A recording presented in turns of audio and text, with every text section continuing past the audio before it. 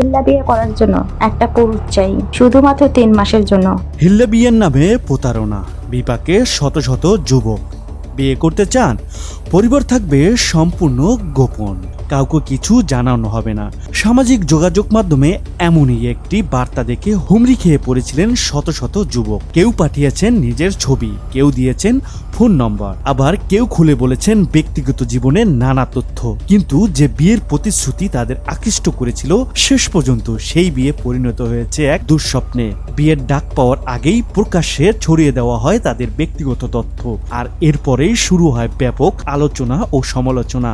সম্প্রতি সামাজিক যোগাযোগ মাধ্যমে ছড়িয়ে পড়া একটি ভিডিও বার্তায় হালাল সেন্টার নামে একটি প্রতিষ্ঠানের পক্ষ থেকে হিল্লা বিয়ের জন্য আগ্রহী পুরুষদের সিভি আহ্বান করা হয়। ভিডিওতে বারবার আশ্বাস দেওয়া হয় আবেদনকারীদের পরিচয় সম্পূর্ণ গোপন রাখা হবে, এমনকি উভয় পক্ষ একে অপরের ব্যক্তিগত তথ্য প্রকাশ করবে না বলেও দাবি করা হয়। এই আশ্বাসে বিশ্বাস করে শত শত তরুণ নিজেদের সিভি, ছবি, ফোন নম্বর, ইমেল, ঠিকানা এবং অন্যান্য ব্যক্তিগত তথ্য পাঠাতে শুরু করেন। অল্প সময়ের মধ্যেই জমা পড়ে বিপুল সংখ্যক আবেদন, কিন্তু বিয়ের কোনো প্রক্রিয়া শুরু হওয়ার পরিবর্তে আবেদনকারীদের তথ্য বিভিন্ন মাধ্যমে ছড়িয়ে পড়তে থাকে। এতে অনেক আবেদনকারী বিব্রতকর পরিস্থিতির মুখে পড়েন। কেউ কেউ অভিযোগ করেন তাদের ব্যক্তিগত তথ্য অনুমতি ছাড়া প্রকাশ করা হয়েছে।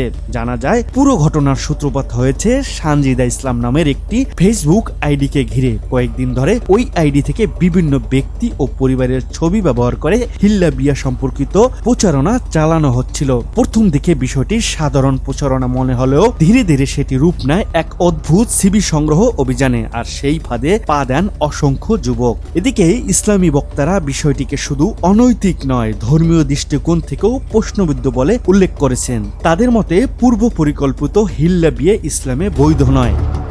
হিল্লা বিবাহ অর্থাৎ কন্ট্রাক্ট ম্যারেজ আল্লাহর জমিনের নিকৃষ্ট কাজগুলোর একটা। হাদিসেও এমন ধরনের কর্মকাণ্ডের বিরুদ্ধে কঠোর সতর্কবার্তা রয়েছে।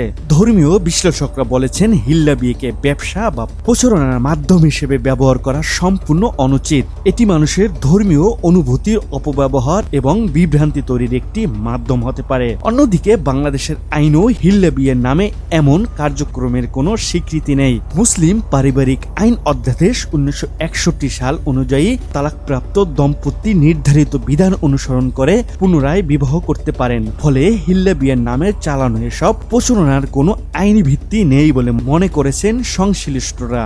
বিশেষজ্ঞদের মতে সামাজিক যোগাযোগ মাধ্যমে কোনো প্রলোভনমূলক বিজ্ঞাপন বা প্রস্তাব দেখলেই ব্যক্তিগত তথ্য শেয়ার করা উচিত নয়, কারণ একবার তথ্য ফাঁস হয়ে গেলে তা অপব্যবহারের ঝুঁকি তৈরি হয়। তাই যে কোনো তথ্য বা প্রস্তাবের সত্যতা যাচাই করা এবং ব্যক্তিগত তথ্য সুরক্ষিত রাখা এখন সময়ের দাবি।